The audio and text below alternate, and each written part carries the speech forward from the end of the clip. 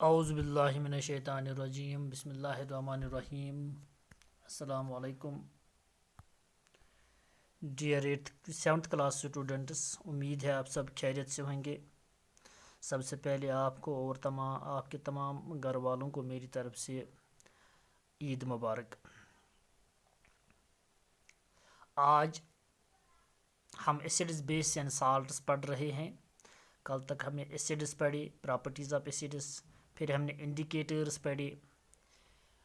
आज हम बेसिस पढ़ेंगे। बेसिस क्या होते हैं? बेसिस क्या होते हैं?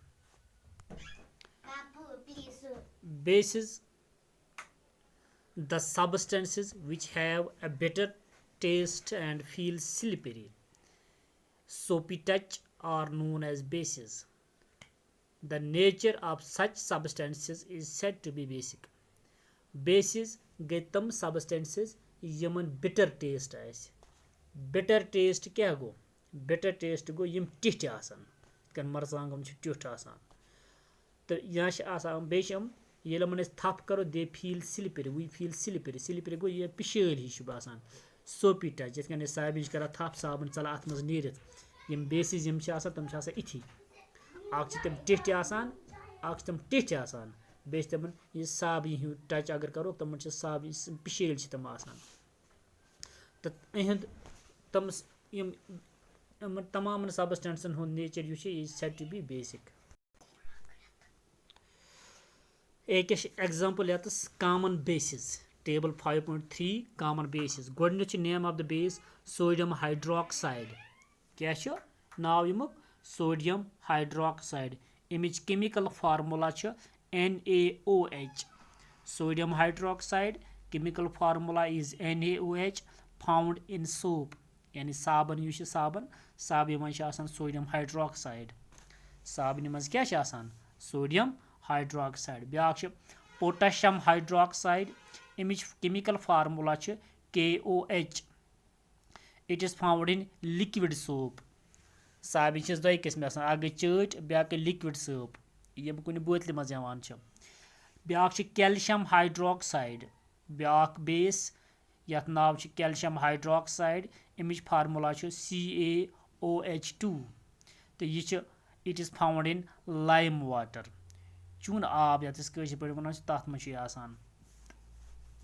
Back magnesium hydroxide MgOH2। Milk of magnesia. Milk of magnesia मन यह अगर तुम गर वुचमुत कुन सात अगर कस कॉन्स्टिपेशन कब्ज पे यह मिल्क ऑफ मैग्नीशिया दवा दिन बोतल मिल्क ऑफ मैग्नीशिया तथ मन मैग्नीशियम हाइड्रोक्साइड। इथे ब्याक अमोनियम हाइड्रोक्साइड। अमोनियम हाइड्रोक्साइड अच NH4OH।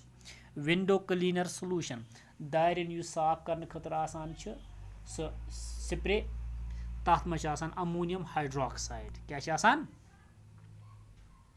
Ammonium hydroxide. बेसिन मुतलिक या एसिड्स नमोक या बेसिस नमोक। We can not test all substances to find whether they are acidic or basic in nature. दपान इस नसा हेकोक नम एसिड्स बेसिस इस नसा हेको नम जे पे त्रित कि पत हेको वुचित कि टिठ कि नम चुक।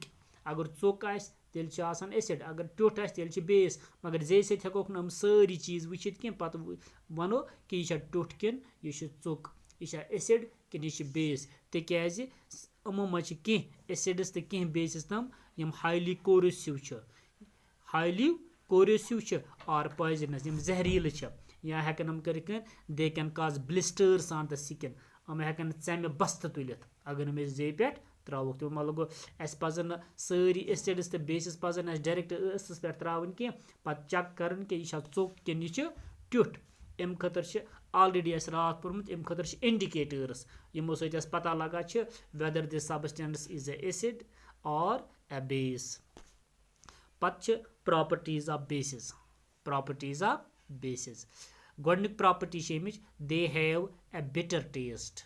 यम ते बेसिस आसान अमन ट्युट जायका आसान, ट्युट लजत आसान, ट्युट टेस्ट आसान। दोयम they turn red litmus solution blue. अगर रेड लिटमस सोलूशन इंडिकेटर आनो पत त्रो बेसिस मज तेल अमुक कलर गसा चेंज ब्लू यानी न्यूल। but do not affect blue litmus solution.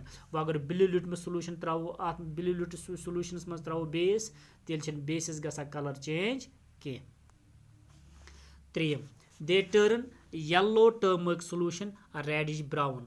अगर वो येलो टर्मरिक सोल्यूशन तराउन यानी लिदर यात इस वनान लिदर टर्मरिक गई लिदर अगर लिदर आब यानी यह इंडिकेटर अगर आत मज तरावो बेस तेल अमु कलर गसा रेडिश ब्राउन क्या गसा अमु colour reddish brown. Sodium property या base they turn phenolphthalein solution pink. Phenolphthalein solution अगर आत मज तरावो तेल गसा अमु कलर पिंक. फिनोप्थलीन सोल्यूशन ते indicator natural indicator. 5. They turn China rose solution green. The China rose solution te indicator agar ye tarawo tel am color gasa green. 5 property chemic most of the bases are insoluble in water. Daba yim te bases cha am asa insoluble in water. Am nasa shin abas maz sal hal gasan ke. 6 property all bases have slippery touch like that of soap. Yim te bases cha amun chi cute agar is amun thap karo अगर हम थप करो अमन slippery touch क्या गो अगर साबन वो साबन पिशेज आसान तो बेसिस ते पिशेज तो इत कन पोर एज bases some examples of bases and properties of bases तो गर ते दीजोक असल पट नजर.